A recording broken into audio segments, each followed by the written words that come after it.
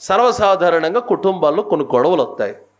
అలా గొడవలు వచ్చినప్పుడు విడిపోవడం జరుగుతుంది. నువ్వు నా అన్నవు కాదు, నువ్వు నా చెల్లివి కాదు, నువ్వు నా అక్కవు కాదు, ఇంకా ఈ రోజుతో నీకు నాకు బాంధవ్యం తెగిపోయిందని కొన్ని భారీ డైలాగులు మాట్లాడతాం.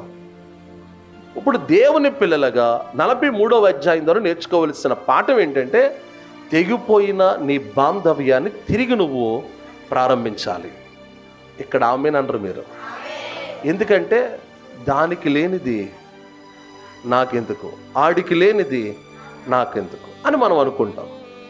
కానీ మనం దేవుని పిల్లలుగా దేవుని వాక్యం ఏం చెప్తుందో, ఒక మెట్టు దిగిన ఆయన ఏమవుతుంది, ఒక మెట్టు దిగి నువ్వు మాట్లాడు అని అంటుంది బైబిల్. కానీ మనం దిగడానికి మన మనస్సాక్షి ఒప్పుకోదు. అందుకే ప్రతి మనిషిలో 2 ఆత్మలు ఉంటాయి. ఒకటి శరీర సంబంధమైన ఆత్మ, 2 ఆత్మానుసారమైన ఆత్మ. ఇప్పుడు శరీర